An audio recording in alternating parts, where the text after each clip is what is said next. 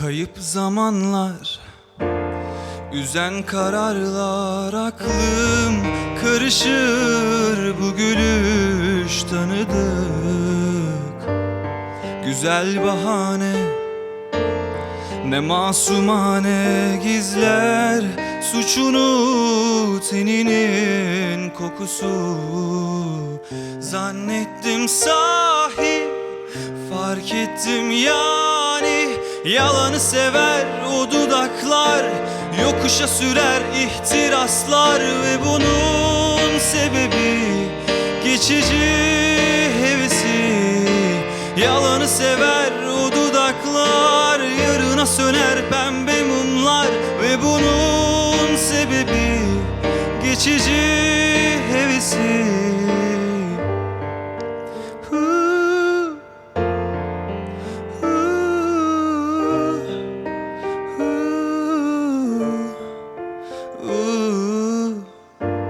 Soğuk savaşlar, mesafeler, duvarlar elbet aşılır, sanılır, yanılır. Kırıp dökerdik, derinden af dilerdik. Bir neslin sonuyuz, kurusun huyumuz. Zannettim sahi, fark ettim yani, yalanı sever o dudaklar, yokuşa sürer ihtiraslar. Ve bunun sebebi geçici hevesi, yalanı sever o dudaklar, yarına söner pembe mumlar. Ve bunun sebebi hevesi, yalanı sever, yokuşa sürer. Geçiciydim, hevesiydim.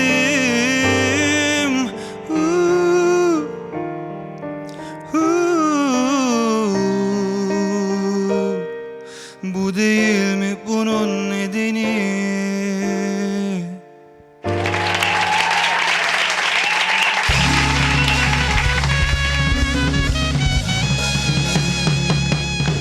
Sevgili izleyenler, 2021 ayağının kaosuyla geldi. Biraz zaman verelim kendisine diye geçen hafta program yapmamıştık ama belli ki 2021'de serbest vuruşun adını sonunda 33. gün olarak falan değiştireceğiz. Hayır, zaten ne yapalım? İlk haberimiz Amerika'dan. Amerika koskoca bir Orta Doğu olmaya son hızla devam ediyor. Amerika Başkanı Chicken Nugget'ımız Trump dediğimiz kendisine, beyefendinin destekçileri başkanlık seçimlerinin sonuçlarını onaylamak üzere toplanan kongre binasını baskın basanındır diyerek bastı. Diriliş Nugget ekibi diyebileceğimiz ekibin binanın içine kadar girdiğini biz görüntülerde gördük. Protestolarda siz de görmüşsünüzdür. Maskeli balo tadında geçti açıkçası. Batman'den tutun Amerikan mandası bu herhalde dedirten boynuzlu bir beyefendiye kadar her şey oradaydı. Kendisinin görüntüsünü bu yanımda değil, bu yanımda görebiliyorsunuz. Baskında birkaç kişi hayatını kaybetse de başka protestolarda 4 yaşındaki çocuğa bile gaz sıkan polisin protestoculara karşı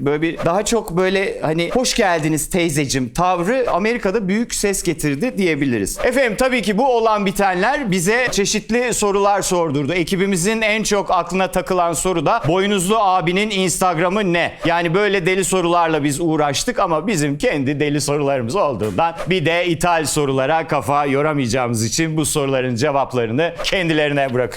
Efendim, bu olaylar sırasında Trump'ın attığı tweetlerle ayın 20'sinde görev azli sırasında anlaşmaya yanaşmayacağını ve 75 milyon Amerikan vatanseverinin sesini kesemeyeceklerini söylemesiyle Twitter Trump'ın hesabını kapatarak sesini kesti. Şimdi insanları sokağa çağırmak ifade özgürlüğü mü yoksa yapılan davranış haklı mı falan gibi böyle tuhaf sorular var. Tuhaf değil bu sorular da. Ama bu da onlara ders olsun diye düşündük biz ekipçe. Biz mesela burada en ufak bir hoşnutsuzlukta direkt şak şak diye interneti kesebiliyoruz. Siz de güç sizdeyken ortamınızı hazırlasaydınız sevgili Nugget. Bunu da biz mi öğreteceğiz? Sevgili izleyenler, Özdemir Erdoğan şarkılarının hatırına beslediğimiz 500 gram sempatiyi de sağlıklı düşünme yetisi gibi sonsuzluğa uğurlamış. Kıyas dahi edilemeyeceği Zeki Müren üzerinden nefret söylemine varan açıklamalarla bizlere de dedeciğim hadi yatağına dedirtti. Bari dişinize göre bir rakip seçseydiniz Özdemir Bey. Muhatabınız hem hayatta değil hem de buna rağmen karşısında hala hiç şansınız yok. Ama merak etmeyin, kimsenin yönelimi gördükleriyle izledikleriyle şekil almıyor. Yoksa maazallah bu söylemlerinize maruz kalan bizler de birden kendimizi mağarada buluverirdik. Zeki Bey eğer birilerini gerçekten etkilemişse bu ancak döneminin çok ilerisinde olan moda tercihleriyle ve şan becerisiyle ilgilidir. Efendim beğenmiyorsak da bizimle değilsin deyip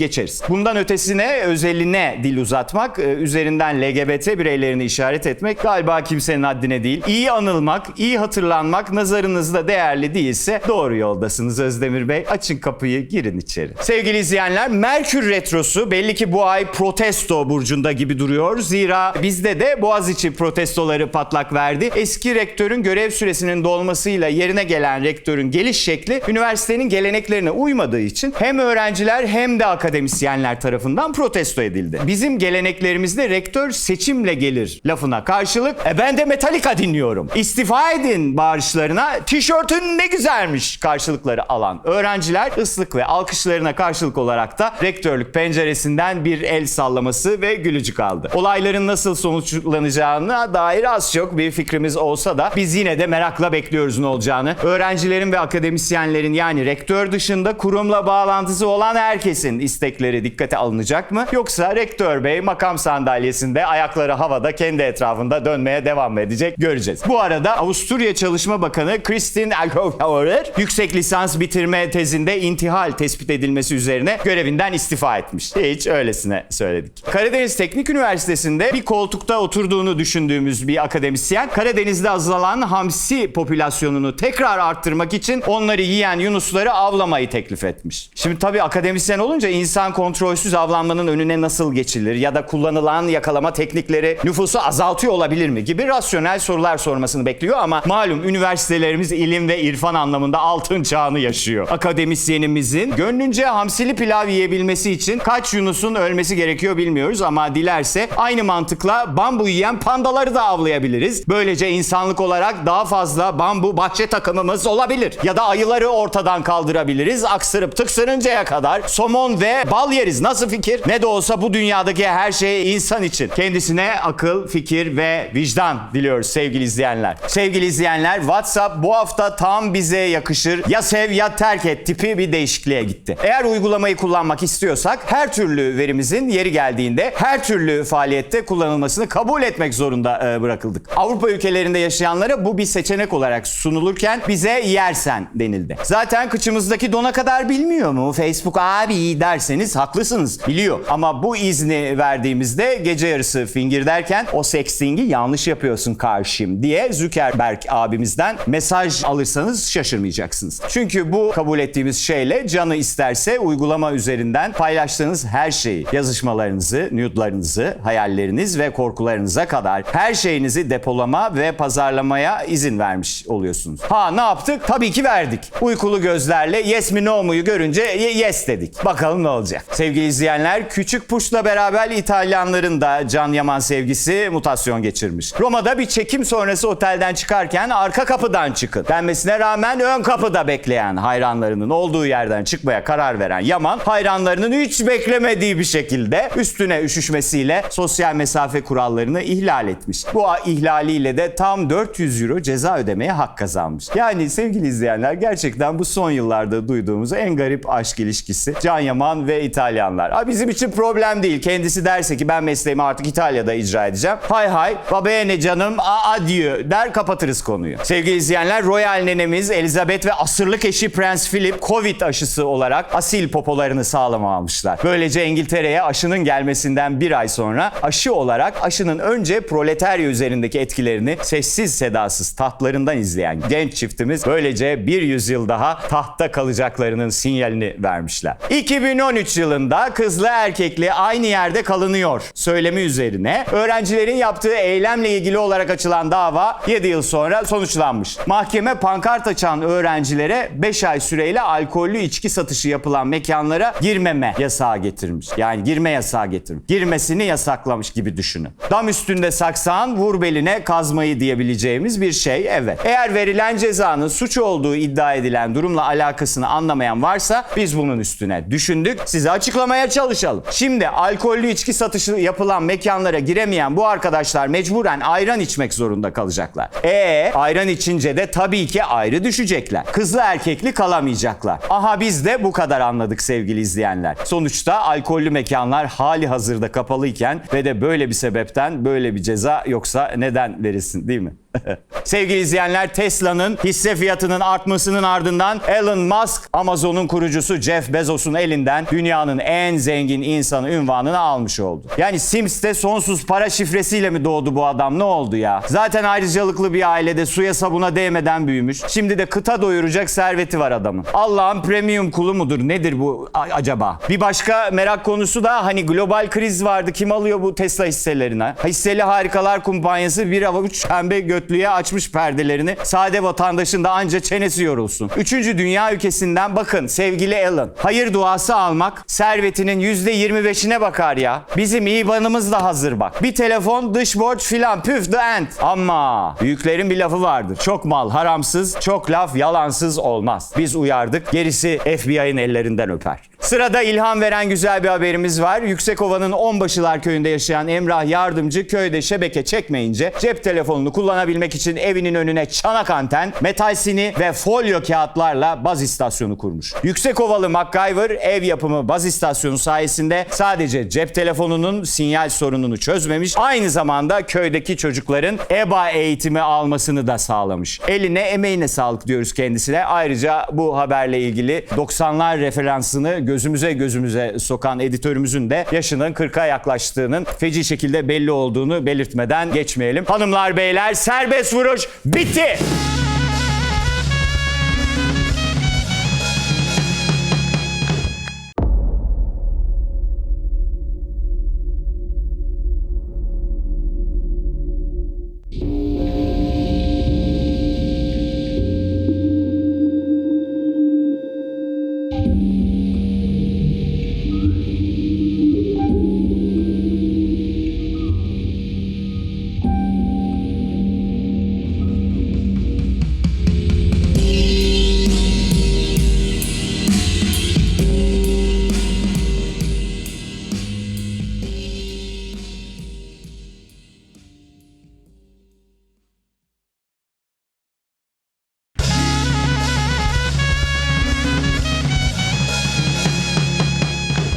Hanımlar beyler, Sinem Ünsal geliyor. Şimdi sevgili Sinem, sen anne tarafından Çerkes kökenli, Evet. baba tarafından Azeri kökenli. Bayağı Orta Asya'yı temsil ediyorsun Tabii. bizler adına gibi bir durum var. Dans edeceğim. Biliyor musun? Yok, bilmiyorum. Bilmiyorsun. Biliyorum denmez programda. Bilmem. Hayır zaten, ama rahat olabilirsin, zaten yaptırmıyoruz. Ha, iyi. Biliyorum. Çünkü biz Çerkes çalabiliyor muyuz arkadaşlar? Ağzımızla yapabiliyor muyuz demedim Cemal. Çalabiliyor muyuz dedim, Cemal da dum tak tak. Akordeon. Onu ben de yapıyorum. Cemal bize gösterecek. En azından sana yaptırmayacağım ama. Cemal bir gösterir misin böyle bir şey mi diye. Çünkü emin değil. O Çerkes mi o? Azeri Yani belki. tabii bütün Kafkas tarafları işte. Ha, Sonra da bayrak. sonra da bayrak açma. Sonra da bıçak atacağım. Ortalık birbirine girdi. Teşekkür ediyoruz Cemal. Gerçekten berbat göründü. Evde çok dilli bir ortam var mıydı? Bu nasıl bir soru ya? Yani çok mesela 5 kişilik bir aileyiz. En az 5 tane. herkes birer lisan konuşur. Yani mesela Çerkesçe konuşan büyükler, Azerice konuşan büyükler falan, onlarla çok Evet, karşılaştın yani mı? bizim çekirdek ailemizin içinde hiç konuşulmadı, hiç konuşulmuyordu. Büyüklerden de hep uzaktık, yani şehir dışındaydık ama sömestr'da yazın gittiğimizde konuşuluyordu. Bizden bir şey saklayacakları zaman olsun, efendim anne tarafı özellikle orada daha çok vakit geçiriyorduk. Onlar böyle gizli saklı şeyler için konuşuyorlardı ama az çok anlıyorduk. Bizde de. Babaannem zaten sürekli Azerice konuşuyor. Yani onun Ha. Türkçe konuştuğunu, yani Hiç. Türkçe de konuşuyor ama çok ağızlı konuştuğu için, çok aksanlı konuştuğu için çok anlaşamıyorduk tabii. Benim babaannem bizi büyüttü. Yani işte biz beraber yaşıyorduk. Yani biz de 5 kişilik bir aileyiz. Belli bir yaşa kadar hiçbir şey anlamadık. Evde Lazca konuşulduğunu, saklanacak şeyler. Sonra da anlamaya başladığımızda da anladığımızı söylemedik. Biz de Böyle, bilmiyormuş gibi yapa yapa öyle çeşitli rezillikler yaşandı ama başka bir eve gittiğimizde de mesela bize çaktırmamak için Lazca konuşulan anlar oldu. Oralarda da bilmiyormuş gibi davrandık ama gerçekten çirkin anlara şahit olduğumuz oldu yani. Anneannem evet bir şey gizleyeceği zaman onu yapıyordu ve dışarıda da yapıyordu. Yani mesela kendi kardeşiyle falan dışarı çıktığında birinin yani küçük bir kritiğini yapacaksan dedikodu demeyeyim. Mutlaka Çerkezce konuşuyordu. Bir gün hatta yanımızda yaptı. Kadın da Çerkezmiş. Yani koca Ankara'da. Evet. Ve küçük bir tartışma çıkmıştı. Çıktı bir felaket. Böyle seninle ilgili şöyle bir fikir var. Böyle tanımadan iyi hisler beslenen insanlar var. Ne enerjisi ne düzgün ya falan. Biz de kendi aramızda seninle ilgili konuşurken böyle konuştuk ama senin hakkında da zaten böyle bir izlenim var. Sen peki gerçekten öyle tuhaflıkların var mı? Birden böyle yok ya ben aslında tersimdir falan der misin? Yani ben kendimi şöyle tanımlıyorum aslında. Bence biraz mesafeliyim başta. Genellikle en azından. Çok yeni girdiğim ve hiç bana ait olmayan bir ortamsa falan ve kendimi çok savunmasız, yalnız hissediyorsam, diğer herkes birbirini tanıyorsa genellikle soğuk Biz yeni davranıyorum. tanıştık hepsiyle. Öyle düşünme bak. Biz hepsiyle yeni tanıştık. Burası birbirinizi senin ortamın. tanımıyorsunuz değil mi? Yok. Ben Umay dışında bir kişiyi tanımıyorum. Rahatlatın çocuklar. O zaman burayı ele geçirin. Ya öyle ben kendimi soğuk tanımlardım. Ama evet öyle Yapma sıcak ya. olduğumu söyleyenler de var. Çünkü böyle hani 100 krediden başlamıyorum insanlarla bir araya ne geldiğimde. güzel. Genellikle ben sıfırdan başlayıp böyle Ay, helal sevdikçe. olsun ya. Çünkü hayal kırıklığı çok korktuğum bir şey. Yani daha sonra hayatından çıkarmak da zor ya insanları. Ha. Galiba ondan. Ben de tam tersiyim ya. Benimki gerizekalılık ama. Yüzle başlayıp indirene kadar eksiye falan gidiyorsun. Artık yapacak bir şey yok orada yani. Evet yani öyle de var ama ben öyle değilim. O yüzden Evet. ben sıcak tanımlamalarını şaşırıyorum ama genellikle evet öyle söylüyorlar. Peki kolay iletişim kurulabilir biri misindir? Yani diyalog kurmak kolay mıdır? Mesafeli olunabilir ama iletişim kurmakta sorun Bence yaşanmaz. kolay. Evet. Belki oradan. Dinlerim çünkü yani ne olursa olsun, kim olursa olsun dinliyorum. Çok iyi. Ondan büyük ihtimalle sıcakkanlı olduğunu anlıyordur insanlar.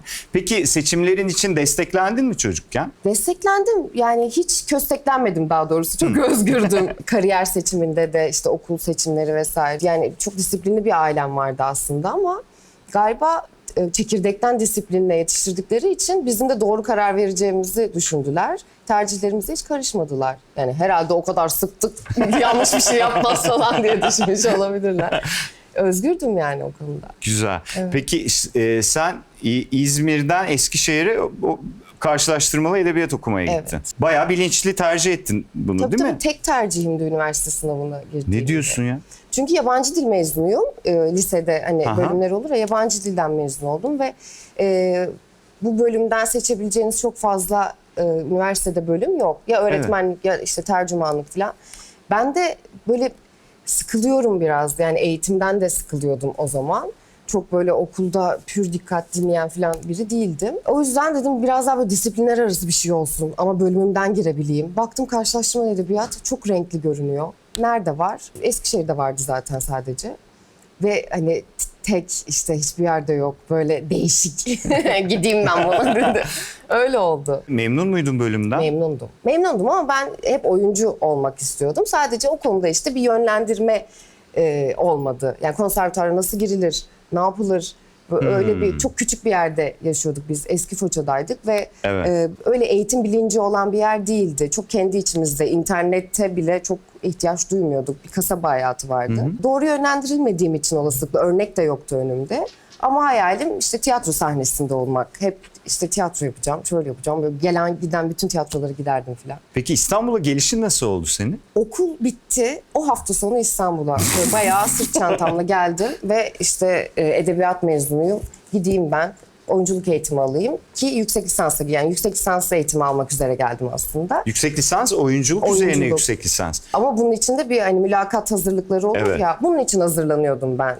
Bu sırada da para kazanmak için mesleğimi yapıyordum. Evet, bir yayın evinde çalışıyoruz. Evet, yayın evinde editör asistanlığı yapıyordum. Geldim o hafta ve çok istediğim bir yayın evi vardı. Çünkü çocuk edebiyatı da mezunuyum aynı zamanda. Eş zamanlı bitirmiştim. Onlara gittim. Bir şey söyleyecektim de şimdi.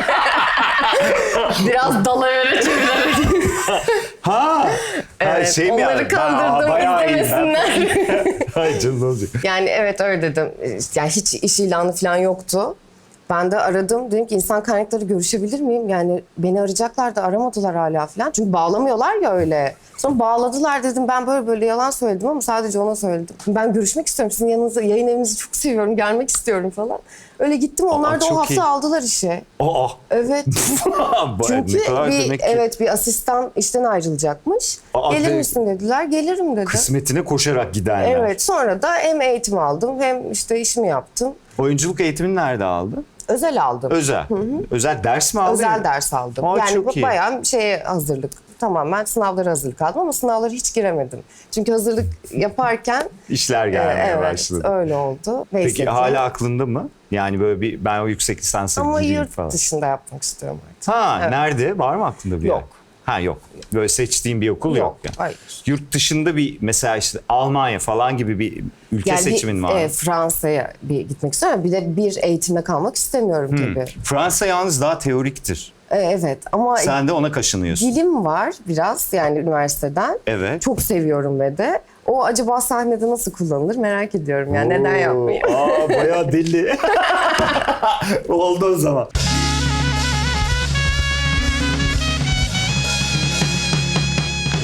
Hiç estetiğin var mı? Sence? Var dedi biri. Zaten bir erkek sesiydi. Ama duydunuz değil mi siz de? Ben evet kendini ele verdi. Kim? Aa Mert Bey. Ne var? Buyurun. Mert Bey sizce neresi estetik? Buldun mu? Burnu dedi. Burun dediniz.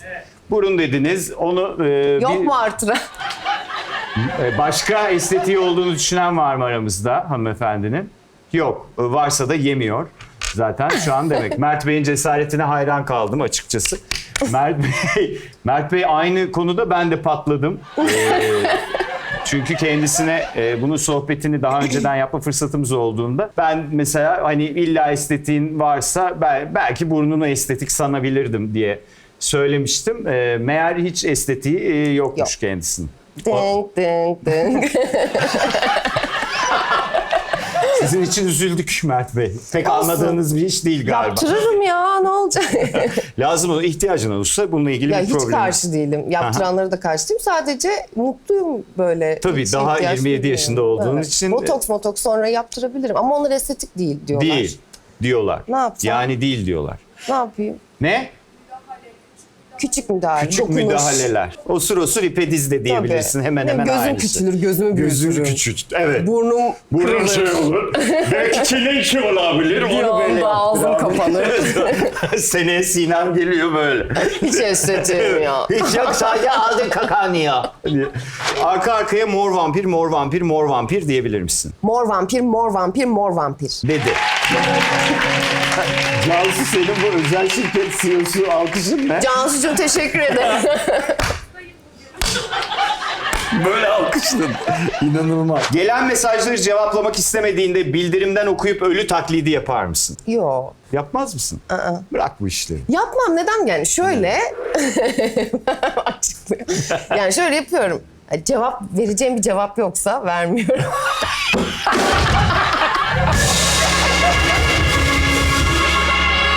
Ama yani mesela açıklamasını yapıyorum. Neden cevap Evet. vermedin? Çünkü bu yüzden. Ben çok direkt konuşuyorum. Evet. Benim de Kırılacak en kötü falan huyum diye de. ki dürüstlüğüm. Bir de ototape hırsızlığı. Dürüstlük değil de hakikaten şey yapmayayım, kandırmayayım yani neden? Bununla savaşabilirim. Bakalım hani üstüme gelirse de. Çünkü bu yüzden. Çünkü canım istemedi. Ay ne kadar basit bir neden işte canım istemedi bence yeterli. Bedeni son kalan kıyafeti sonra almak için mağazada alakasız rafların arasına sakladığın olmuş mudur? Herhalde canım. Herhalde mi? Herkesin olmamış. Bir Çok dakika normal bu benim değil mi? bilmediğim bir şey. Damla tabii ki. Ya mesela Nazlı, kasada çok sıra vardır. Başka bir alakasız bir ürünün yanına koyma. En az. Evet. Umay, Çok yapma. Tabii. Cansu. Cansu, Allah. ben Cansu. Ama mesela dedim. kasada çok sıra varsa beklemeyi sevmiyorum kasada. O yüzden de saklıyor musun? Kasa evet boşalana kadar saklıyorum. Başka yerleri geziyorum. Geliyorum oradan alıyorum. Elinde taşımak istemiyorsun. Elimle koymuş gibi alı.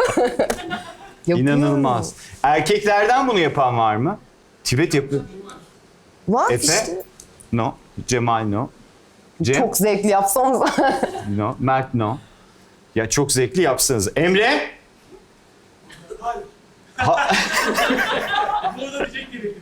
Ben diyordu da son anda onu fark edip hayır dedim. Bir de şey hazlı oluyor yani sonradan almak üzere mağazaya girdiğinde 30 saniye falan sürüyor. Hani giriyorsun alıyorsun çok net çat. Bu zaten yapılan bir şey olduğu için bunu bir Evet. tuhaflık olarak adlandıramayız. Bu benim bilmediğim bir şey sadece. Sen azınlıktasın Ben bence bir dene. gerçekten belki de yeterince alışveriş yapmıyorum.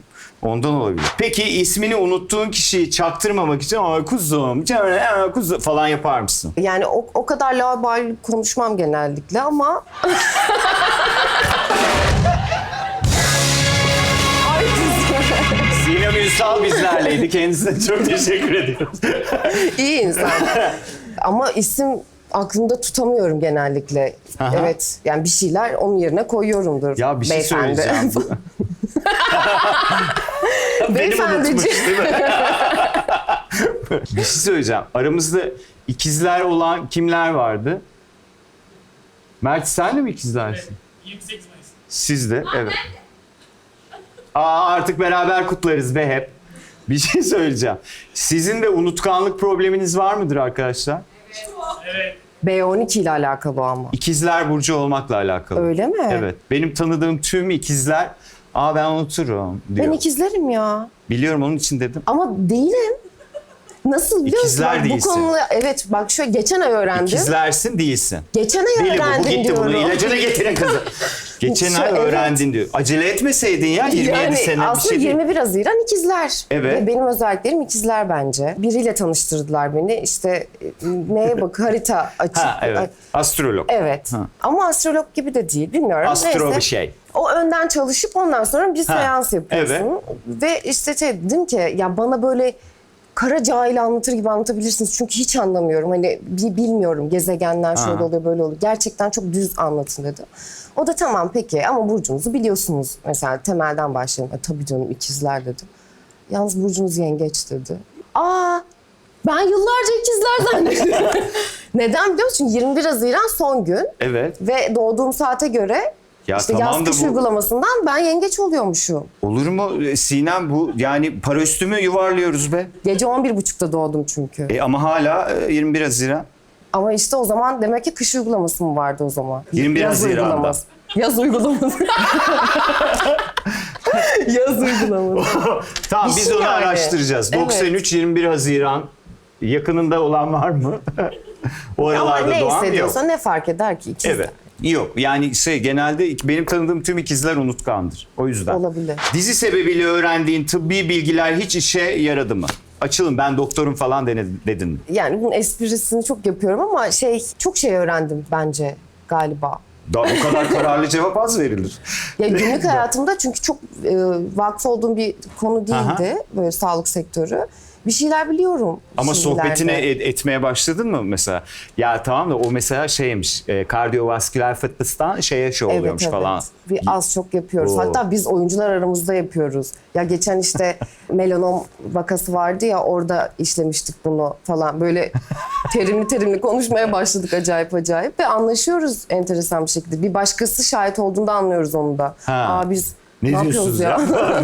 Peki. Uzaktan arkadaşın sandığın kişiye el sallarken yakalanıp o olmadığını anlayınca ben zaten taksi çağırıyordum gibi bir şey yaptın mı? Yok ama öyle şeyler yaşadım. O zaman da ben arkadaşım sanmıştım gibi. Yani bayağı Neden? çok Çünkü komik. sen kendisi net bir insan.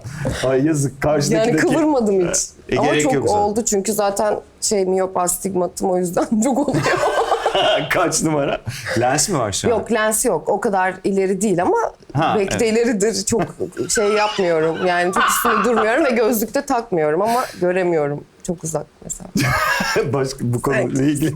Ay, beni görmüyor şu an kesin. Fake sosyal medya hesabın var mı? Yok. Neden? Neden? Ne işe yarayacak? Ne olacak? Ne bileyim birini stalklarsın. Stalkluyorum zaten. Nasıl? Görünüyor mu?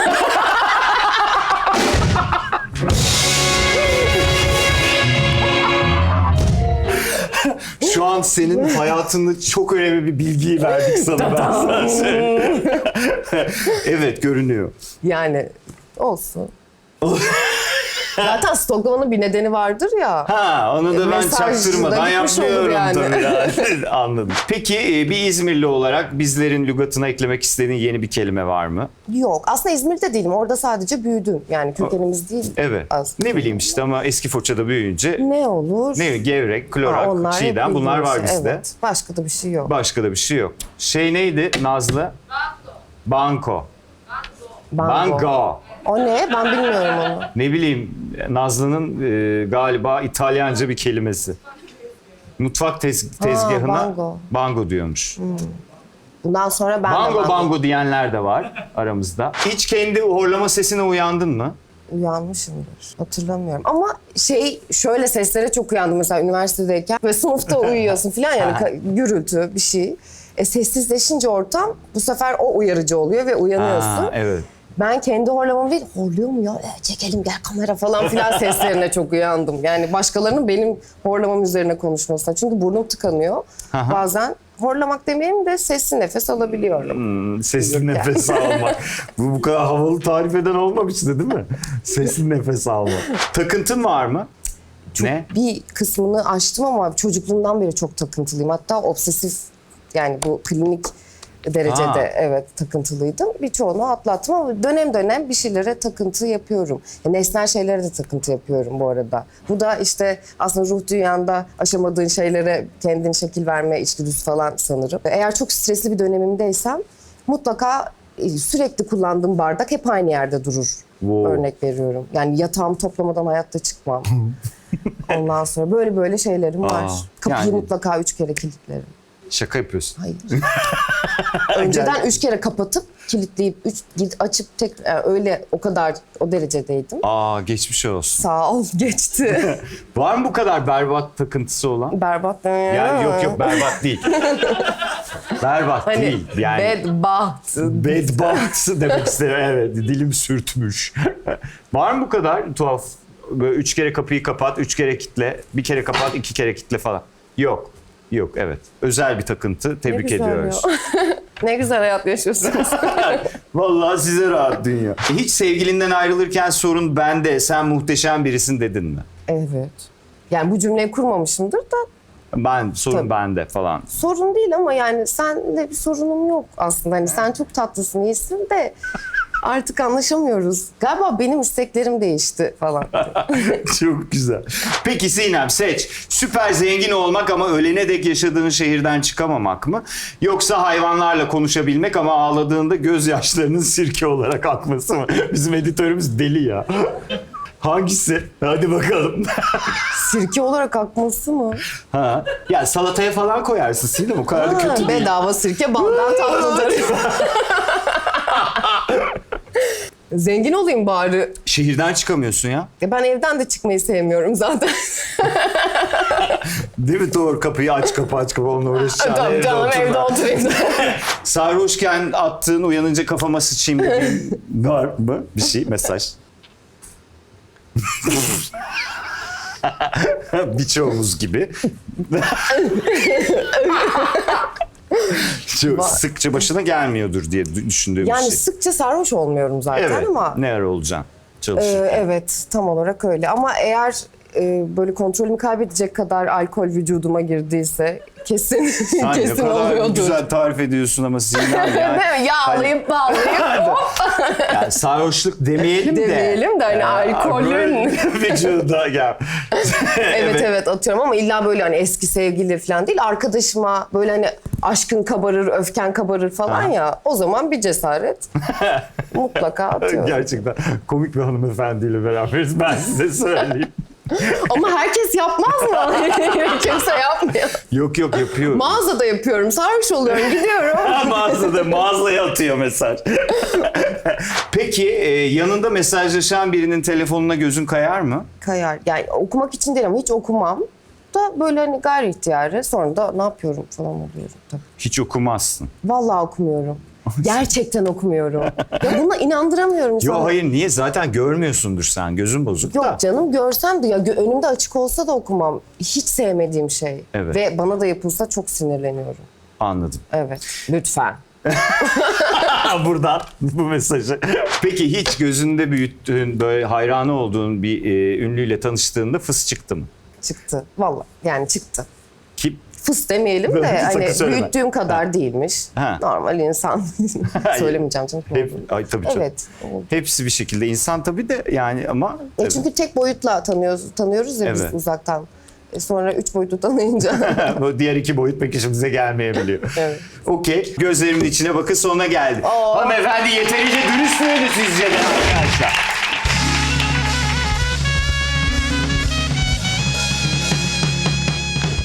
Şimdi senin oyunundan bahsetmek istiyorum. Evet, bahsedelim. Sinemanın. Çok özledim onu. Raif ve Letafet. Raif. Raif. Uzuyor muymuşsun? Evet. Böyle söyleniyor. Raif. Raif'le Letafet. Raif girdim, Raif çıktı. Raif girip Raif çıkılan oyun. Raif ve Letafet. Bu zaten pandemiden hemen önce başladığınız bir oyun mu? Bu geçen sezonun oyunu sezonun diyebilirim. oyunuydu. Bu ikinci sezonumuz olacak. Evet, hatta senin çok görünürlüğünün yüksek olduğu bir oyun. Bir Lions ödülün var. Bir de Afife adaylığın var. Evet. Başka kaçırdığımız bir şey var mı? Ya birkaç böyle toplu adaylıklarımız vardı. Benim sanırım yoktu tek Toplu başıma. adaylık, oyunun adaylığı. Oyunumuzun Tebrik ödülü ederim. de vardı. Çok tebrik Üstün ediyorum. hakkını ödül. Senin ilk oyunun değil mi Evet, bu? ilk oyunum. İlk oyununda bu kadar başarılı bir iş çıkartmış olmanız hem ekip arkadaşlarına hem senin kendi adına nasıl hissettiriyor sana? İnanılmaz. Yani çok heyecanlanmıştım bunları duyduğumda ve asla beklediğim bir şey değildi. Bana bayağı prova yapıyorum gibi geliyor. Okul gibiydi çünkü ilk oyunum olduğu için. Dolayısıyla ciddiye de alamadım başta. Değildir canım, yok ya falan. Hatta Afife'den aradıklarında hani banka sponsorluğunda ya ve öyle söylüyoruz. Bankasını söyleyemiyoruz diye söylemiyorum. Yo, Yapı Kredi. Ha, peki.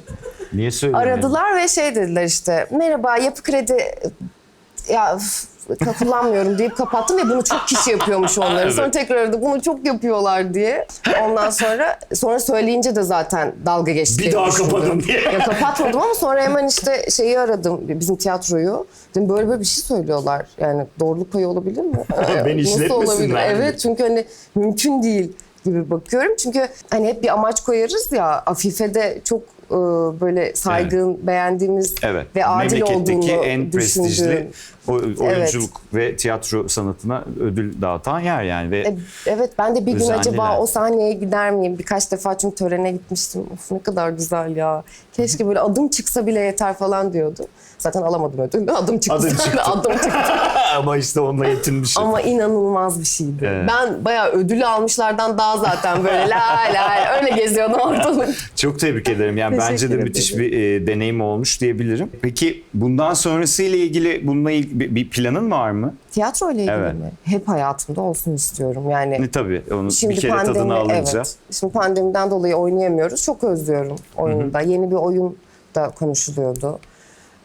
Böyle ya sette çok yoğundum ama böyle ufacık bir dinlenme boşluğumu bile sahneye verebilirim. Çok seviyorum. Pandemi döneminde çok yani böyle bir acaba oynasak mılara falan girdiniz mi? Girdik tabii. Oldu mu? Çıktınız mı sahneye hiç? Yok, hiç çıkmadık. Bir defa açık havada oynadık ama yani sadece Oynamış olmak evet, için gibi oldu. Öyle çok da oyun olmadı. Büyükşehir Belediyesi'nin yaptığı Evet. Sokakta Sanattı sanırım. Aha. O kapsamda bir kere oynamıştık. Peki bağımsız sahnelerin gerçekten ciddi bir desteğe ihtiyacı olduğu bir dönem ya bu.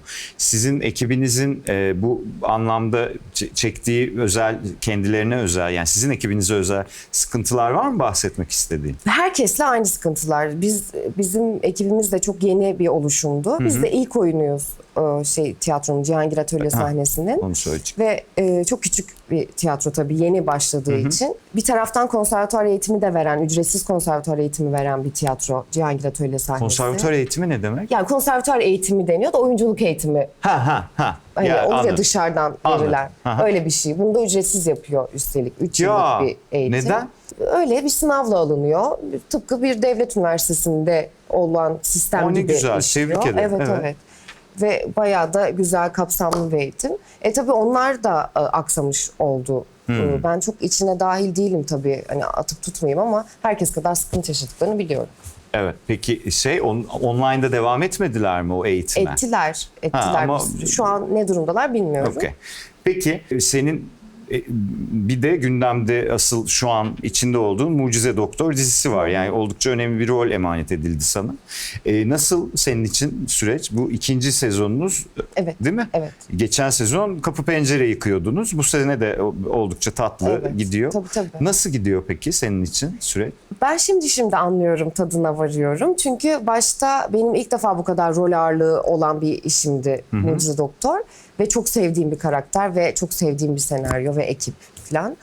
Bunun galiba sarhoşluğuna kapıldım ve yani sadece doğru yapabilmeye odaklandım. Dolayısıyla tadına hiç varamadım. Hani şu kadar reyting, bu kadar bir şey falan. Buna böyle sevinip hadi tekrar O zaman çalışalım. daha iyi çalışalım. Evet, yani sadece buna odaklıydım. Şimdi böyle dışarıdan da bakabiliyorum işe ve gerçekten güzel bir şey yapıyormuşuz. Evet, diyorum. ellerinize sağlık. Sağ ol. Özellikle zaten bu otizm farkındalığına da çok faydası olan bir işiniz var. Bununla ilgili de senin üniversite yıllarında böyle bir çalışman mı olmuş? Öyle bir şey var galiba.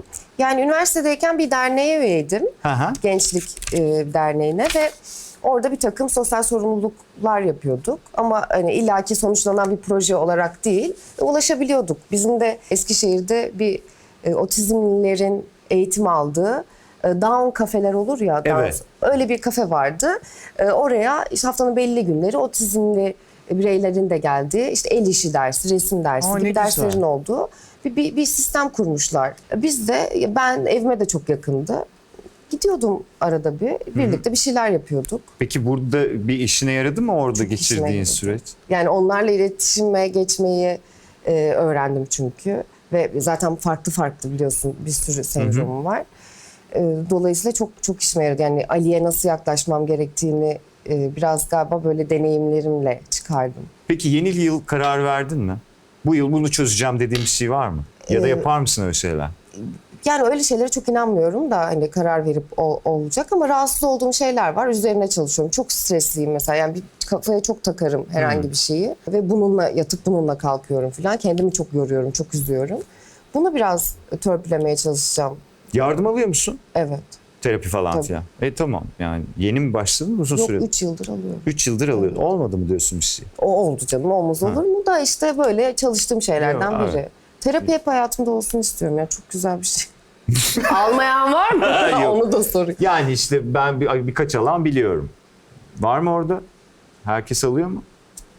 Efe almıyor ama sizin Çok Efe'm hafifletici artık. bir şey. Rica ederim sizin tecrübeniz. Evet. Bazen kendimize bile dürüst olmuyoruz çünkü ya. Evet. Orada oluyor insan. Sen o kanalları seviyorsun gibi duyuluyor biliyor musun? Yani bir yandan çok eğlenceli bir yerin var. Bir yandan da o böyle bir insanın içiyle ilgili konuşmayı seven Çok. biriymişsin gibi. Çok ilgiliyim ya, psikanaliz, psikoloji. Ha. Bayağı evet. Kur'an kitapları okumayı çok seviyorum yani o konu üzerinde. Zaten karşılaştığımda edebiyat falan bitirmişsin. İşte orada zaten. ama hep fiktif şeyler okuyorduk Evet. ya, romanlar, bir şeyler. Evet ama yani senin okumayla ilgili zaten ciddi Evet. bir manyaklığın vardır. Var. Yani o takıntı orada artı değer yaratmış Evet. olabilir. Yani böyle çılgın okuyan biri değilim. Aha. Çünkü hani bir süre bıktım da yani artık. Ama Haliyle. seviyorum, sıkılmıyorum.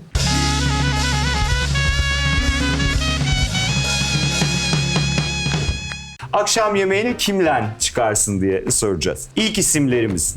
Taner Ölmez'le mi akşam yemeğine gidersin yoksa Buğra Gülsoy'la mı? Buğra'yla bir önceki işimde birlikte çalışmıştım. Şimdi de Taner'le çalışıyorsun. Şimdi Taner'le yani sabah öğle akşam birlikte yiyoruz. Artık. Buğra'yla da ne zamandır görüşmüyoruz.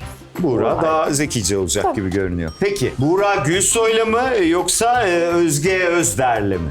Ay, Özge'yi de çok özledim ama Özge'ye zaten istediğim zaman giderim. Buğra'yla çıkarım. Peki Buğra Gülsoy mu Miles Teller mı? Miles Teller.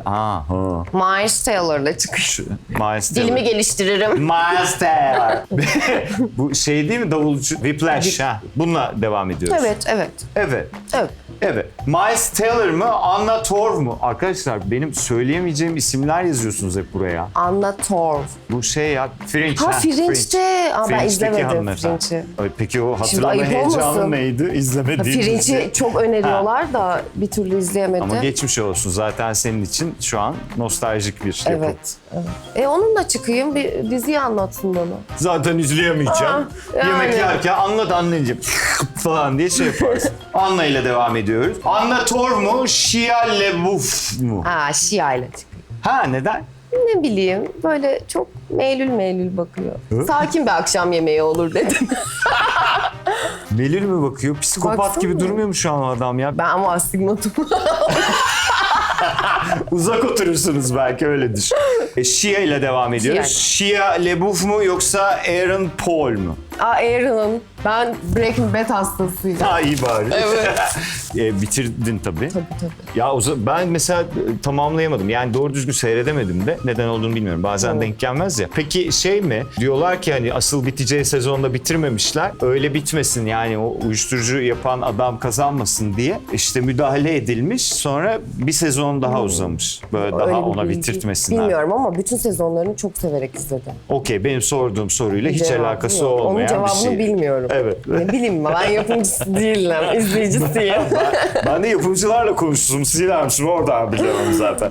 Yani ne Ama bileyim, çok bir yerde yani en sevdiğim dizi. o kadar O kadar seviyorsun. seviyorum. Bryan Cranston. Cranston. Cranston. Bryan Cranston. Bryan Cranston. Yani- Onun bir tane oyunu var. Network. Ya Network aslında bir film, eski. 2-3 sene önce Londra'da İngiltere'de oynamaya başladı diye hatırlıyorum. Çok acayip bir oyun. Yani onu görsen onu da Gerçekten. seversin. Ya zaten bayılırsın. muhteşem bir oyuncu. Evet, yani evet, tuhaf hayranım. bir beyefendi kendisi. İzlemek isterdim sahneyi. Bir tane Malcolm Middle mıydı neydi, öyle bir dizi vardı. Onda da babayı oynuyordu. Ben oradan beri çok beğenirim zaten. Adamın tarihçesine hoş geldiniz. Brian Bey'in belgeseliyle sizlerleydik. Artık Breaking Bad'i bitirmesen de olur zaten. Tabii, Her şeyini izledim. her şeyini izlemişim. Peki Aaron Paul mu, Jared Leto mu? Aaron. Sevmez Ay, misin? Neden? Bana işte mesela psikopat gibi gelen bu. Evet, o biraz Çiyan gibi şu an fotoğrafıyla ilgili tabii. O da Ama Aaron ya. Aaron, Yani ben tamam. evet sevdim. Aaron mı, Matthew McConaughey mi? McConaughey mi? Matthew'la çıkıp soy isminin nasıl okunduğunu öğrenmek isterdim. Aynen, benim de ilk aklıma gelen o olurdu. Yemekte Matthew'cum. soyadını konuşalım, Matthew'du. Peki Matthew mu, Robert Pattinson? Matthew. Ben sevmez misin? Twilight. Ben tam bir de sevmeyen. yani evet. Ama bu bayağı Twilight bağımsız zamanı. filmde oynadı evet, ya. Evet bu biliyorum arkadaş. biliyorum. Matthew Bey mi yoksa Gillian Anderson mı? Gillian Anderson olabilir. Crown'u izledim ve performansını çok beğendim. Beğendin mi? Evet çok beğendim. Çok Biraz onun beğenmeyenler de üzerine oldu. konuş. Ya evet yani çok göstermeci görünüyor. Biraz dışlak görünüyor diğer oyunculara kıyasla ama çok uğraş var ya, bir şeyler yapıyor Yo, falan. bence de başarılı. Bu arada ben Ya bir ritim hanımefendiyi- problemi oluyor tabii diğer Çok. oyuncularla bütünlük Ben- arasında bence bütün ama. işlerini neredeyse bildiğim bir oyuncudur. Bu Öyle mi? Ben hanımefendi. bir şey de izledim hatırlıyorum Ya ya. bence rastlarsan, ya bir bak, bence sevdiğin çok işiyle karşılaşacaksın. Ama çok beğendim ya. Gillian'la mı devam ediyoruz? Gillian'la devam et. Gillian mı, Monica mı? Ay, Gillian'la devam et. Neden? Bilmem. Sevmez Monica'ya misin ne Monica'yı? sorsam? Yok. Monica'yı ne sorsam mı? Evet yani sohbet edecek bir Ya şey sen olsa çağır, akşam biz yemeği yemekte yiyoruz. belki yanına uğrarız ya. Bizim sanki yok Monica ile aynı Enerjimiz- yemekleri sevmeyiz gibi. Kadını nereden boklayacağımı bilemedim. Tamam, Gillian'la devam Gillian. ediyoruz. Gillian Anderson mı, Juliette Binoche mu? Juliette Binoche. Neden? Çok beğeniyorum, Ya. çok seviyorum. Ben Her de çok şeyini seviyorum. yani bütün filmlerini belki izlemişimdir ve bayılıyorum. O kadar mı ya? Evet, Ya, evet. ay ne güzel. Yani böyle ustadır, en iyisidir falan değil de böyle bir tanıdık hissedersin ya bazen bazı insanları. Öyle bir enerjisi var ve oldum olası çok sevmişimdir. Aa, ne Tanışmayı çok güzel. isterim. Evet, Neden evet. olmasın, Fransa'ya gittiğinde Tabii işte. canım. Fransa'da değildir büyük ihtimalle ama olsun. Peki Juliette Binoche mu, Timothée Chalamet mi? Abi bu Juliette. adamın adını ben niye söyleyemiyorum? Juliette'le devam. Timothy'nin bu fotoğrafı içinde böyle herkese bakıyor. teşekkür ediyoruz. Sevmiyor musun? Yok Beğenmedin ben mi? Juliette'le de. Juliet gelmişken. Tabii. karşıma. Peki Juliette Binoche mu, Ryan Gosling mi? Yok Juliette Binoche. Peki Juliette Binoche mu, David Beckham mı? Juliette Binoche. Neden futbol sevmiyor musun? Pardon. Takım tutmuyorum David. Peki Juliette Binoche mu, Brad Pitt mi? Ay Brad Pitt'i de çok beğeniyorum. Yani Tabii saçmalama şimdi, gözünü seveyim. Yemek zaten ömründe bir kere yedin yani, beni konuşturma şimdi. Juliette'i ben çözerim. Bulurum ben Juliette'i sana. Brad Pitt'le. Tabii lütfen. Brad Pitt. Peki Brad Pitt mi, Adam Driver mı? Ay bak şimdi çok çilici. Evet biraz. Brad Pitt'le devam edelim. Olur. Peki Brad Pitt mi, Ezra Miller mı? Brad Pitt. Brad Pitt. Buna nefes bile almadı. O zaman Brad Pitt'le kaldı. Brad Pitt onunla. Evet. Ya.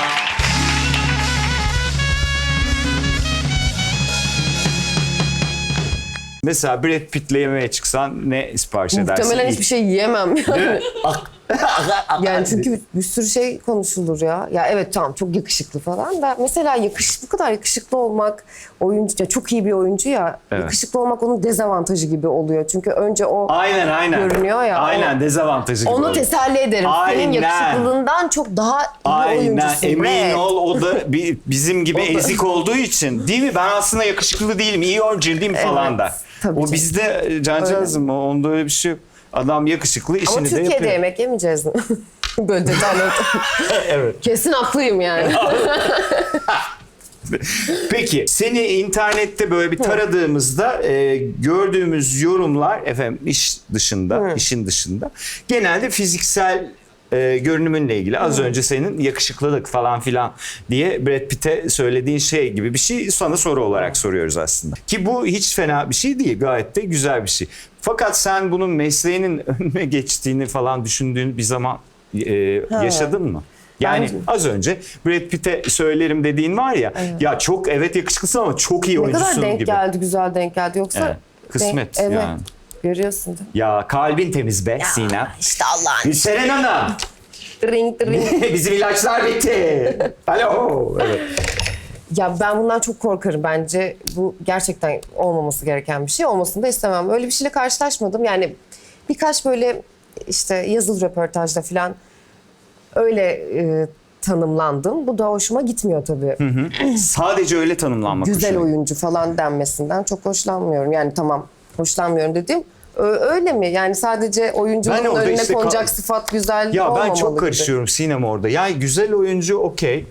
Yetenekli oyuncu dediğinde de aklımıza şey gelir Oyuncu mi? yani illa Ya, bir şeyle bir sıfata tamamlamak- ihtiyacım yok diyorsun da ne bileyim işte o hani madem haber olacak güzel oyuncuya çok tutulunur mu? Mesela sadece yetenekli dese de acaba güzel mi bulmuyorlar beniyle uğraşır mıyız falan. Onunla, Ama yani böyle oraya başlayan şeylerin devamında... Merak ettiğim için soruyorum. Evet, yani Algısın sendeki. bu şekilde başlıkla başlayan şeylerin altı genellikle daha ziyade bunun üzerine Evet, güzellik oluyor. üzerinden devam ediyor O diyorsun. yüzden hani öyle Öyle- olmasa Aynen. tamam yani bu kötü bir şey değil ama yani ben oyunculukla anılmayı tercih ederim.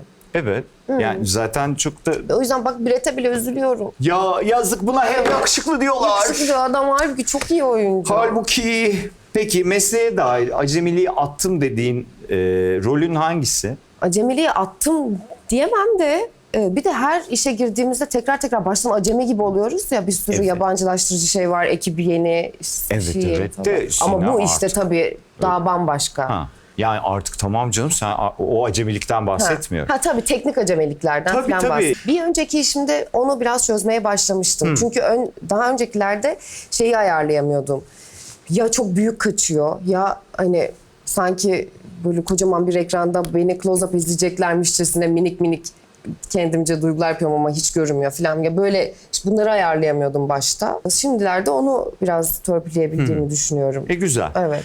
O zaman- Pratikle zaten sabit Tabii, oluyor. tabii. Bir de izliyorsun, pratik ediyorsun. Ama Mucize Doktor'la artık hani Kaç bölüm oldu ya? sektörün Deme onu. sektörün insanı oldum. Asla insan değildi galiba o kelime. Evet. İnsan, o da bir insan.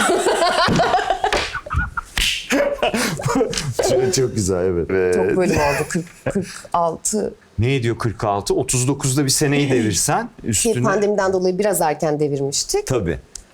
Yani ikinci sezonu yarıladık aslında. Çok yoğun mu çalışıyorsunuz? Çok yoğun çalışıyoruz. Yani haftada 2 gün repomuz oluyor ama bazen bir günde olabiliyor. İşte bir takım aksaklık yaşadığımızda ya da senaryo çok genişse falan.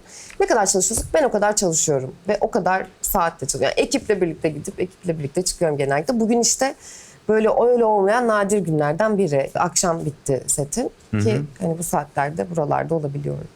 Normalde Bu kadar böyle bir set saatin bu hediye gibi bir şey Evet. oldu yani. Vallahi bizim şansımıza. Peki sağlıklı beslenmeyle ilgili olduğuna dair bir şey duyduk öyle mi? Evet. Ne kadar Beslenmeye dikkat ilgilisin? ediyorum. Mesela vegan mısın? Vejetaryenim. Vejetaryensin. Ya vejetaryenim de demeyeyim de balık yiyorum çünkü. Pesketaryen Ha. diyorlar ona ama ya böyle bir hani bir şeyin altında olmayayım. Öyle et yemiyorum. Ha. Ama balık dışında et yemiyorum. Süt ürünleri de yemiyorum şimdi. Bana Yeni iyi mi? gelmiyor. Bir 6 Aa, aydır falan senin de mi yemiyorum. ya? Evet. Ama eti yemeyi reddediyorum yani. Onun dışında sağlıklı şöyle besleniyorum. Bana iyi gelmediğini bildiğim besinleri tüketmiyorum. Ölçülü yemeye dikkat ediyorum. Bir de if uyguluyorum birkaç yıldır. Pandemiyle biraz şaştı o. Şimdilerde tekrar toparlıyorum. İf ne? Aralıklı oruç Ha, deniyor ya. neydi onun? Evet. Intermittent fasting. Fasting mi ne öyle bir şey. Evet. Bizim editörlerden biri yapıyor onu. Ha. Yapıyordu. İzmir'de yaşıyor Gizem. Ya. Evet. O bayağı yapıyor. Şimdi özel bir durumu var. O yüzden ara verdi. Ama manyak gibi yapıyordu. Böyle artistliğini falan yapıyordu. Bana çok iyi gelen bir şey o. O da öyle diyor. Evet. Bu şey gerçek mi? Yani gerçek mi nereden bileceğiz bilmiyorum. Eğer yani bir doktor kontrolünde yapmadıysan tahlil yaptırıyor musun bilmiyorum da şey iddiası var ya hani bir sindirimi bitirdikten sonra vücudu iyileştirmeyle uğraşıyor vücut falan gibi bir şey var. Öyle bir gençleştiğini iyi hissettiğini düşünüyor Evet musun? bana öyle çok iyi geliyor. Yani uzun süre aç kaldığımda daha dinç olduğumu fark ettim. Çünkü yorgunluklarım oluyor. Uyandığımda yorgun hissediyorum ya da sık acıkıyorum mesela. Eğer erken yemeye başlıyorsam ve böyle atıştırmayla devam ediyorsam gün içinde sürekli acıkıyorum. Ama hiçbir şey yemeden hatta yani kahve dışında ve su dışında herhangi bir şey o süreçte de tüketmediğimde kahveyi de abartmadan tabii çok dinç oluyorum. Çünkü gerçekten vücudumun yenilendiğini, sindirimimin, boşaltımımın, her şeyin böyle vücudumun böyle bir fabrika ayarlarına döndüğünü hissediyorum. Ben de acıkan biri olduğum için yani o mesela aralıklı oruç dediğin Aralıklı şey oruç beni... ya ben bu Sen adını söylediğinde benim karnım acıkıyor. Öyle söyleyeyim. aslında onun bir sürü çeşidi var. Yani 8 16 işte falan filan. Ben 3-21 yapıyorum. 3 saat aralığında yiyip 21 saat aç kalıyorum. O bana iyi geliyor. Bazen de tek öğün yapıyorum sadece. 24 saatte bir yemiş oluyorum. Artırayım mı? Evet. Son 2 aydır ne yaptığımı da söyleyeyim. Ama yani bunu gerçekten bir şeylerinize baktırarak yapın yapacaksanız. Otofaji deniyor galiba. Otofaji. Yani 36 saat, 48 saat aç Ne? kalıyorsun. Sadece su içiyorsun. Ne Su orucu diyor ya? da deniyor. Çok iyi geliyor bana. Aa. 36 saat. Hayatınızda böyle bir tecrübe var mı arkadaşlar?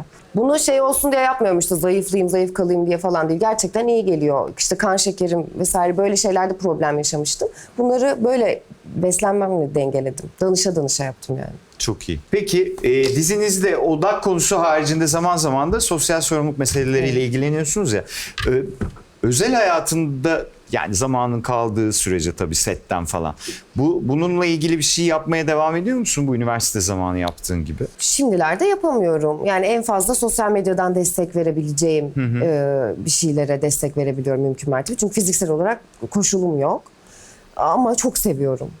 İşte üniversitede de sürekli yapıyordum. Yani kendime onlara vakit ayırabileceğim herhangi bir şeyde yararım dokunacağını düşündüğüm herhangi bir şeyde var olmayı çok seviyorum. Buna devam etmek de önemli tabii. Sağlık çalışanlarının özellikle bu pandemi döneminde hepimiz için önemi arttı ya. Bu dönemde böyle bir işte oluyor olmak senin hayatında bir değişim yarattı mı? Yani şunun etkisi olduğuna eminim zaten. Yani zaten bir doktor oynamaya başladığında gerçekten sağlık çalışanları ile ilgili zaten bir ekstra bir çalışma yapmışsındır. Ama bir de bu içinde bulunduğumuz dönem daha da bizim için hassas bir çalışma alanı ya sağlık sektörü. Bu sağlık çalışanları ile ilgili böyle daha farklı bir şey hissetmeye başladın mı? Ben zaten çok hassasiyet duyduğum bir meslek grubuydu ama mucize doktor geldikten sonra ve böyle işte dil egzersizleri yapıyorum, bir şeyler yapıyorum. Bunlar işin tamamen artık şov tarafı ama hastaneye girip çıktıkça yaşayan bir hastanede çekiyoruz çünkü ve onların hayatlarını görüyoruz ve ameliyatlara girip çıktıkça o yorgunluk bir de gerçekten hani hayat tuttuğumu düşünmek biz bir şeyler yapıyoruz da böyle yalap şap işte yapıyormuşçasına. Ama onlar gerçekten hayat tutuyorlar ellerinde. Ne kadar zor bir şey yapıyorlar. Çünkü fiziksel olarak bitmiş vaziyetteyim. O kadar çok zor, o kadar zor ki sürekli. Şimdi herkes anlıyor o maskeyle durmanın evet. ne demek olduğunu. Ama kapalı alanda maskeyle işte o boxlarla falan böyle ter içinde olmak çok can sıkıcı bir şey. Ya da boneler. Ya bir yerden sonra artık vücudun arıza vermeye başlıyor. Muhtemelen onlar duymuyorlar. Ya nasıl bunu becerebiliyorlar? Çünkü biz duymadan yapamıyoruz bir yerden sonra. Fazla geliyor. Onu anlamıştım tabii dizi başladığında. Bu sürece girdiğimizde de herkes tabii anladı sağlık sektöründe çalışanların ne kadar zorluk çektiğini ama benim ilk aklıma gelen onlar olmuştu. Yani bu tam başladı. Ne yapacaklar şimdi? Eyvah. Yani çünkü hastanedeki hallerini de görüyoruz biz. Böyle nöbetten çıkanlar falan. Ortak bir kafe var. Pandemiden önce hep beraber orada oturuyorduk çünkü orada çalışanlar, doktorlar, cerrahlar. Ve biliyorduk ne kadar zor hayatları olduğunu. Yani çok kolaylıklar diliyorum yani. Çok çok zor. Evet.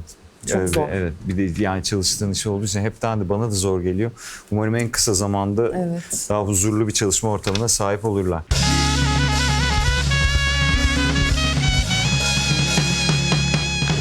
Propaganda. Ben söyledim, başladım. Propaganda. Evet ama... Demek ki... Propaganda ama çok basitti ya. Arkasına bir şeyler de söyledin de. Evet, oradan öneriler gelmiş. Bir dakika, ben söyledim dedim. Hasılat. Hasılat. Hassas. Hasılat. Hasılat. Hattat. Hasılat. Hasılat. Haşhaş. Hasılat. Hasılat. Asla anlamıyorum. Hasılat. Anlat. Aa yok. Hasılat. Ama yok. Ama biraz dudağını okuyun. Hasılat. Pardon. Hasılat. Asitat. Asistan. Can verdim. Rezil oldum. Hasılat. Hiçbir şey anlamadım. Ben şarkıdayım. Hasılat. Bir daha söyle. Annem sana numara yapmaya da gerek yokmuş ki. Hasılat. Hasılat. Evet. Ha, şimdi anladım.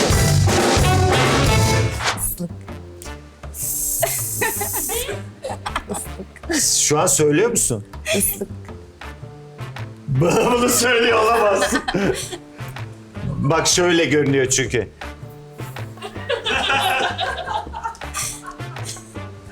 Silgi.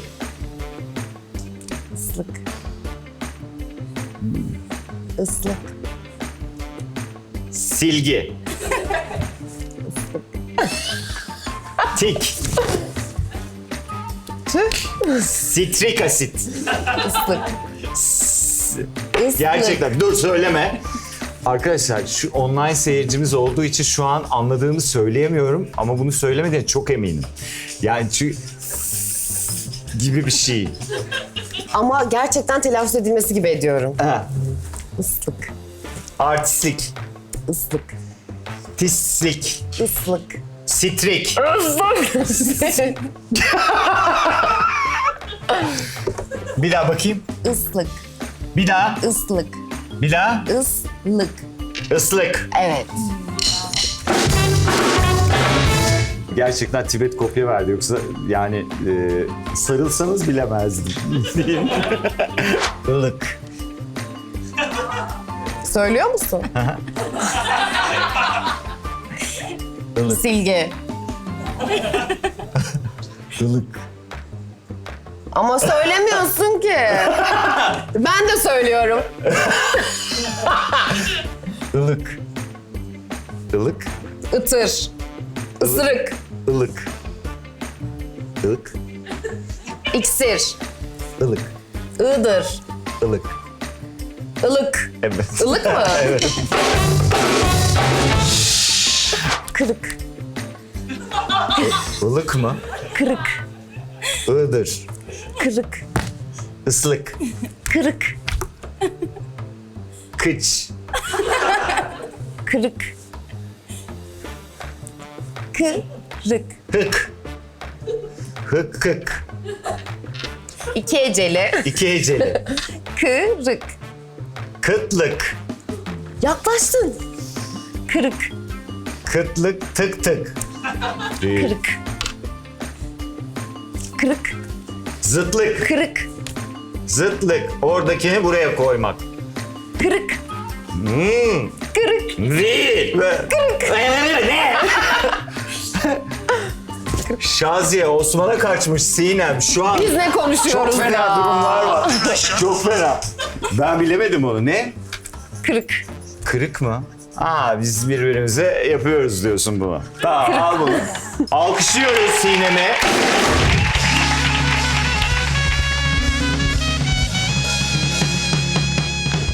Ya hani bu eğitiminden yola çıkarak böyle herhangi bir romanın böyle bir filme çevrilmesini sana soracak olsalar hangi romanın filme çevrilmesini istersin? Ya çok roman var öyle okurken. İlk aklına film- gelen ya. Ya herkesin bildiği bir şey söyleyeyim o zaman.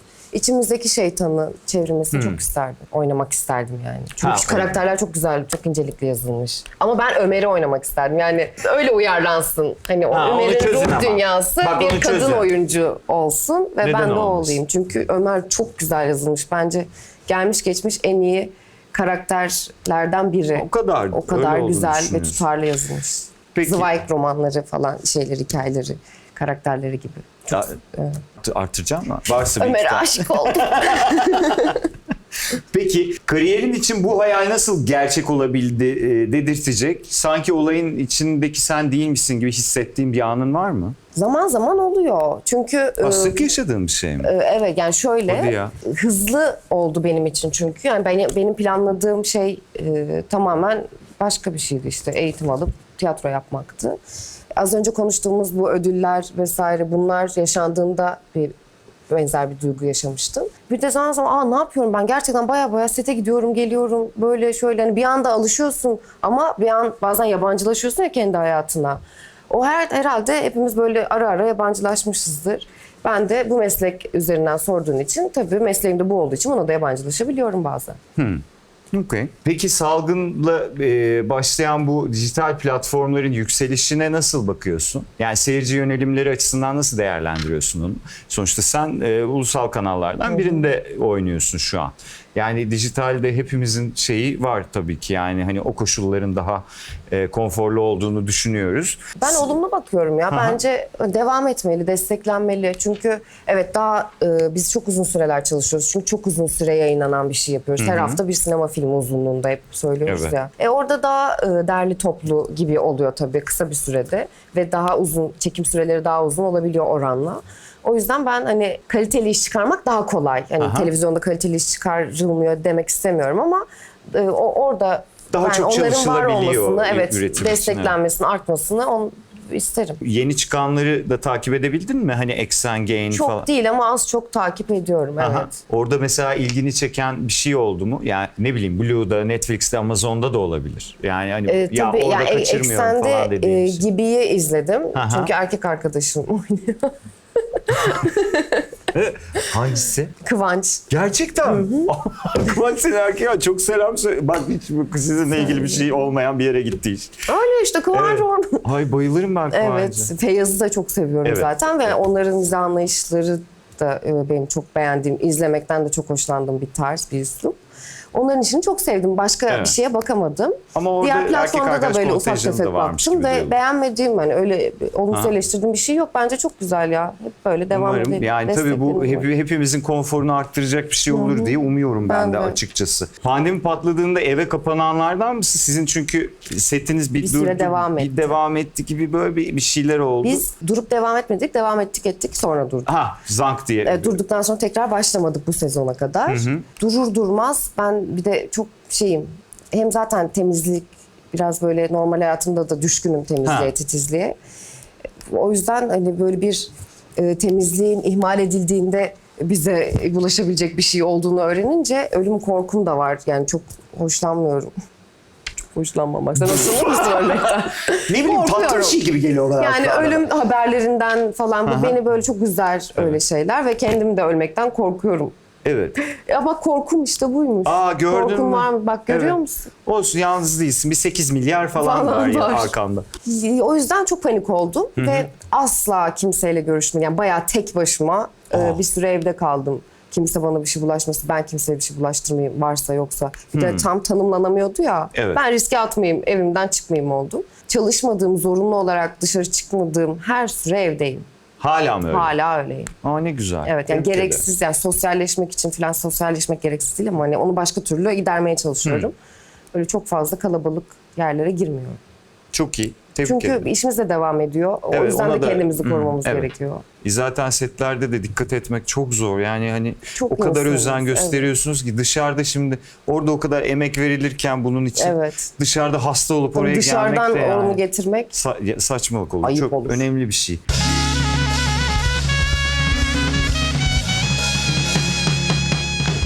Aa, Cemal Bey. Elimde buldum mikrofonu valla. Aa, ne güzel. Size kısmetmiş demek. Evet, başlayayım mı? Cemal Bey, önce biraz sizi tanıyalım.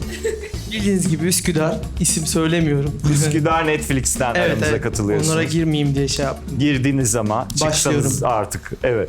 Buyurun.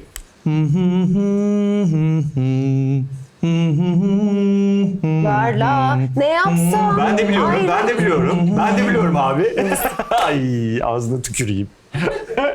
Evet, neymiş şarkı? Kalbim duraksız. Kalbim duraksız. Delikanlı. Delikanlım. Doğru cevap delikanlım olacaktı. O yüzden tabasını seçeceğim. Delikanlım. Bir kuple söylemek zorundasınız Sinem Hanım. Yo, Şaka şaka yo, değil. Asla öyle bir şey asla. yok. Hangisi için? Ha. A mı? Ha.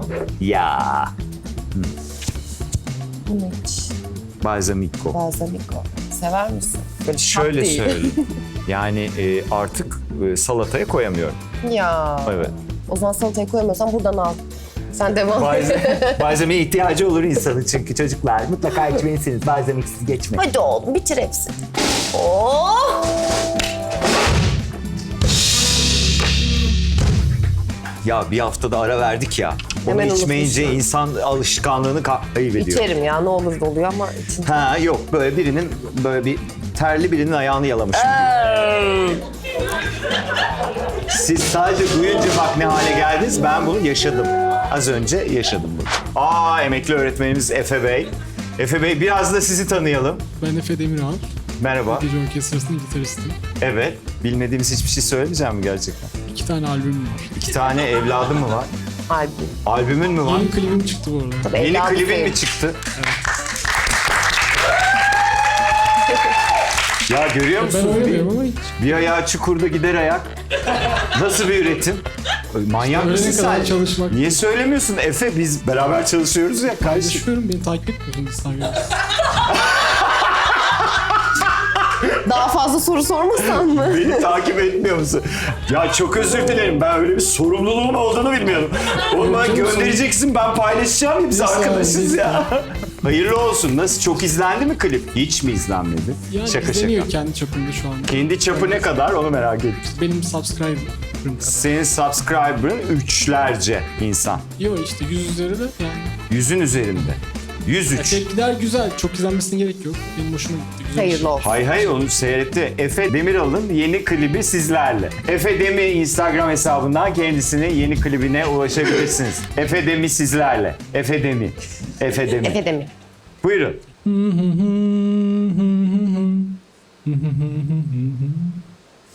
Rica etsem mikrofonu gırtlağınıza sokar mısınız? Hayaller mi kursak? Ah bu ben. Salataya başka ne koymuyorsun?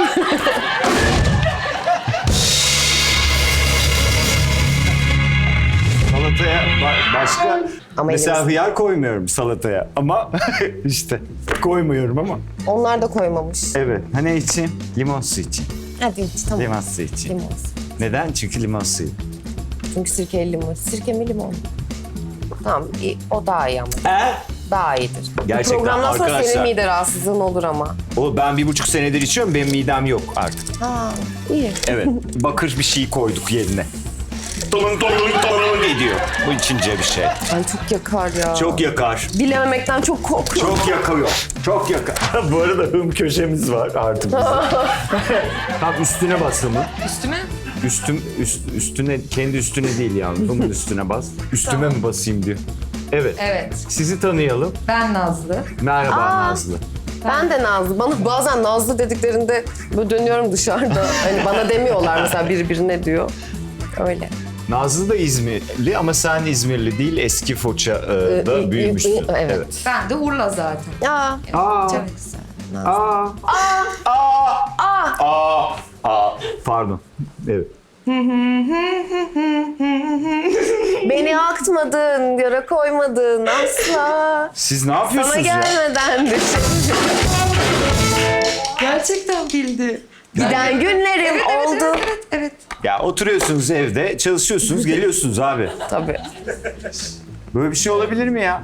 Sen nasıl? Sen bir kere bu şarkıyı nereden Ya biliyorsun? aklıma geldi bir anda çünkü sadece Kimin buraya çıkınca hımı hım şarkısı geliyor aklıma. Hımı hım. Hımı hımı hım da hım hım ya. Aa, dım dım dım değil miydi o? Hımdan geliyor. Yani işte Nazlı İzmirli olduğu için İzmir'de hımı hım diyorlar ona. Gevrek gibi düşün. Bando gibi. Baldo muydu? Bango. Bango. Bango. Bango. Asfalya'da var mesela. Asfalya atan bir şey o. Genelde Evet, bende atar. Evet. Asfalya. Asfalya. Evet. Peki. Çok teşekkür ediyorum. Afiyet olsun. Ağzına sağlık Nazlıcığım. Çok sağ ol. Teşekkür ederim. Evet. Tabasco, tuzlu su ve sirke var. Sen seç artık çünkü Yo, vicdanınla baş başasın. o zaman sirke. Senin vicdanın. Sinem ayıp. Tanıdık bir tadı olsun. Tanıdık mı? İyice karıştırırsam midem bulanır diye. Aa evet. Çünkü hiç karışmadı. Hepsini ben içtim ya. İyice karıştırırsam. Ya sirkelerden... Oh. Oyuna devam edelim mi? Evet. Umay gerçekten programın başında bir açıklamanız olmuştu provalar sırasında. Evet, Hım EP'mi çıkartacağım. Hım Spotify'a yükleyeceğim. İnşallah çok dinlenir. Evet. İnşallah. Umay'ı tanıyor musun? Evet tanıştık tabii. Evet, mecburen tanıyorsun zaten. Başlayayım mı? Başla Umay'cığım. Dünyadan uzak. Sevemiyorum. Ne? Ben hiç anlamadım. Sizin ikinizin bildiği bir şey. Evet, pislik yaptı. Ama olsun, ben bildim. Umay halbuki çok anlaştığımızı düşünmüştüm. evet, çok anlaşmıştınız. Cansu sen de hım. Borcu galiba dedi. Ya bizim Canan var. Canan'ın bize çaktığı şarkılardan biri. Serkan Kaya Sevemiyorum isimli. Gerçekten damar diye tarif edebileceğimiz böyle bir inleye söylenen Beni şarkılardan. ağlattı bu şarkı. Evet. Gerçekten öyle bir etkisi olsun diye söylenmiş bir şarkı zaten.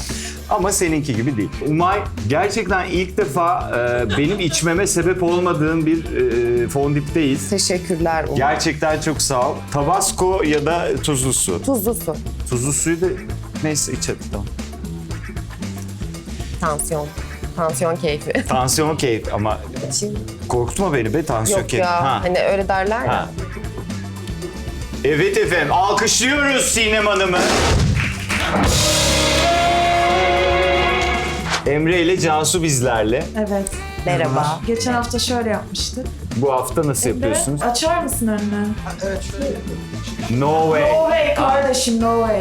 Aa çok iyi. Kardeşim eklememiştik ama o şimdi. Siz arkadaşlar bir şey söyleyeceğim. Ne kullanıyorsanız biz de rica ederiz. Çünkü biz anlamıyoruz. Aynı kafaya gelmemiz icap eder diye. Aşk olsun. Sizin birlikteliğiniz nasıl başladı müzik hayatınızda? Ben geçen programda Emre'nin yanına gittim. Dedim ki hadi gel birlikte ilk düeti yapalım. Evet. Okey misin? O da dünden razıymış. Ama işte C'den anlaşamadık yani. O hep C'den söylemiyor. Ben C'den söylüyorum diyorum. C'den söylemiyor. Öyle ama C'den söyleme. Bir C alabilir miyiz? bir tek diyeyim. C bu mu? Ama bu Bu Emre'nin bildiği CD galiba. Sen kendi C'ni verebilir misin? Sen evet. onu veririm de şu an olmaz. Bıldırcından dolayı benim bıldırcın yumurtasından dolayı biraz Boğazımda tarih vardı da. Bıldırıcından dolayı boğazında. Direkt kendisini yemişim. Komple bıldırcın ağzına sok. Takır tukur. Yumurtlamıyor bu. O zaman Buyurun biz sizi dinleyelim. Gerçekten çünkü ofis dizisine döndük. Hani bir late night show'dansa. Hadi bakalım. Eme başlayacak. Herkes bizi böyle bilsin. Ya sen niye böyle yapıyorsun? Değildir, bir saniye. Ha belki de değildir diyorsun. Bu bir düet değildir ama. Ha evet. Evet. Buyurun biz düetinizi dinleyelim. Yine Evet de lütfen dinleyelim. özür Buyurun. dilerim.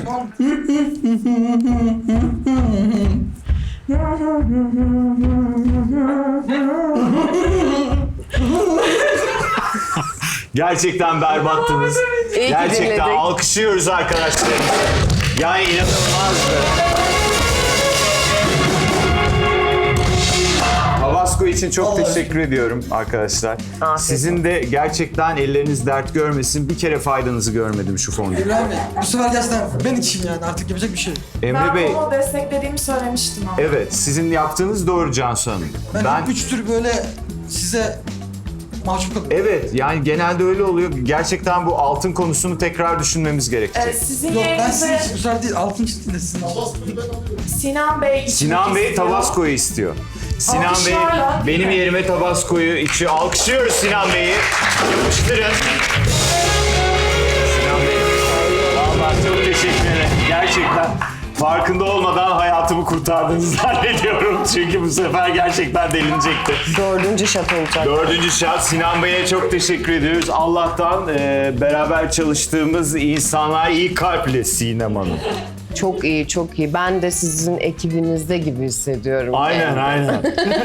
Ne Görüyorum. kadar iyi olduğumu konuşmuştuk.